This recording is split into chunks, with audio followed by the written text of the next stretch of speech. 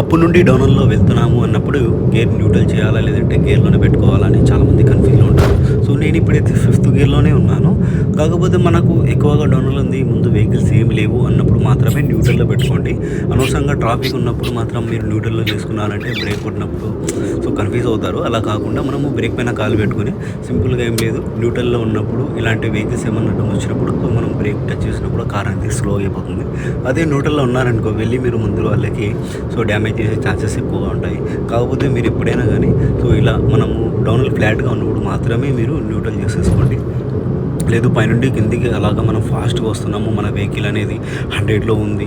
100లో నుండి మనం ఎప్పుడైతే స్పీడ్ డౌన్ అవుతుంటదో అప్పుడు మనం న్యూట్రల్ చేసుకోవచ్చు. ఒకవేళ మనం రన్ కావాలి అని అనుకున్నప్పుడు ముందు వెళ్ళాలి. ఇప్పుడు మన రోడ్ సైడ్ ఫ్రంట్ చూసారు కదా! సో, ఫ్రంట్ అనేది క్లియర్‌గా ఉంది.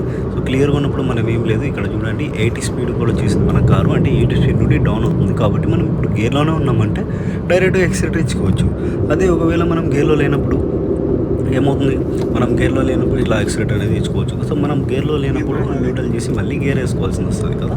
సో, కాబట్టి మనం ఎప్పుడైనా గానీ న్యూట్రల్ చేసి ఒకవేళ గేర్ ఏసుకోవాలి అంటే డ్రైవింగ్‌లో ఉన్నప్పుడు మనం ఎప్పుడైనా గానీ డౌనర్‌లో ఉన్నప్పుడు న్యూట్రల్‌లోనే పెట్టుకొని ఫ్లాట్‌గా రోడ్ ఉన్నప్పుడు మాత్రమే మనము సో, న్యూట్రల్‌లోనే వెళ్తుండాలి.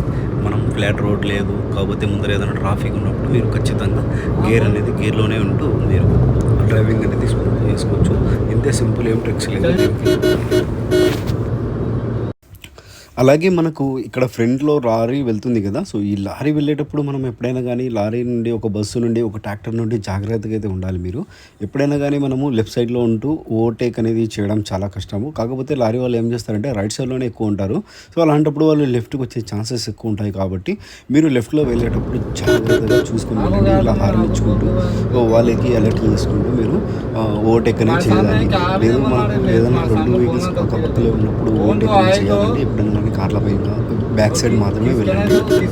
ఓకేనా ఫ్రెండ్స్? ఇక్కడ లెఫ్ట్ సైడ్ నుండి కార్లు వస్తున్నాయి కదా! చూసుకోండి. అంటే ఇప్పుడు మనం లెఫ్ట్, రైట్ సో, మనం జాగ్రత్తగా మన మైండ్‌ని సో, మన కంట్రోల్‌లోనే పెట్టుకుంటూ సో, డ్రైవింగ్ పైన మీరు ఇంట్రెస్ట్ పెట్టుకుంటూ సో, ఇలా మన కార్ డ్రైవింగ్ అనేది స్మూత్ చేసుకోవాలి. సో, కొత్తగా నేర్చుకునే వాళ్ళు గానీ, సో, ఎవరైనా గానీ కారు ఉన్న వాళ్ళు కూడా సో, ఎక్కడైనా గానీ మనకు డివైడర్స్ వచ్చాయి. ఇప్పుడు ముందర నాకు ఒక క్రాసింగ్ అనేది వచ్చింది. సో, అక్కడ నేను చిన్నగా బ్రేకు అండ్ ఎక్సిలరేటర్ మాత్రమే టచ్ చేసుకుంటూ సో, నా వెహికల్‌ని నా కంట్రోల్‌లోనే పెట్టుకుంటాను. సో, అనవసరంగా మనం గేర్లు మార్చుకుంటూ టైం వేస్ట్ చేసుకోకూడదనమాట. చూసారు కదా! Only accelerator, break. సో, అవసరం ఉంటేనే క్లచ్ ప్రెస్ చేసుకోవాలి. అన్నప్పుడు అంటే మనం గేర్ డౌన్ చేసుకోవాలి అన్నప్పుడే మనము హైవేలో క్లచ్ అనేది యూజ్ చేసుకొని సో, మనము ఇప్పుడు ఫోర్త్‌లో నుండి థర్డ్‌కి వచ్చాను. సో, థర్డ్ నుండి స్లో అయ్యాను. ఎందుకంటే ఇక్కడ మనకు క్రాసింగ్ ఉంది కాబట్టి ఇక్కడ మనకు ఆటోమేటిక్‌గా వెహికల్స్ అనేవి స్లో అవుతాయి. సో, అలాంటప్పుడు మనము సెకండ్, థర్డ్‌లోనే ఉంటూ మూవ్ చేసుకుంటూ వెళ్ళాలి. అండ్ ఇలాంటి బస్సెస్ ఉన్నప్పుడు బస్సులో నుండి మనము చాలా జాగ్రత్తగా మనకి బస్సులో పక్కలో కానీ రైట్లో లెఫ్ట్లో కూడా మీరు చాలా జాగ్రత్తగా మీరు వస్తువుని గమనించుకుంటూ సో వాళ్ళు లెఫ్ట్ వెళ్తున్నారా రైట్ వెళ్తున్నారా అని చూస్తూ గమనించుకుంటూ సో మీ డ్రైవింగ్ అనేది స్మూత్గా సేఫ్గా చేసుకోండి. సో ప్రతి ఒక్కరు జాగ్రత్తగా అండ్ హెవీలో ఉన్నప్పుడు చాలా మంచిగా అంటే ఎలాంటి మీరు ఆలోచనలు లేకుండా సో డ్రైవింగ్ పైన ఇంట్రెస్ట్ పెడుతూ మీ డ్రైవింగ్ అనేది స్మూత్గా వేసుకోండి.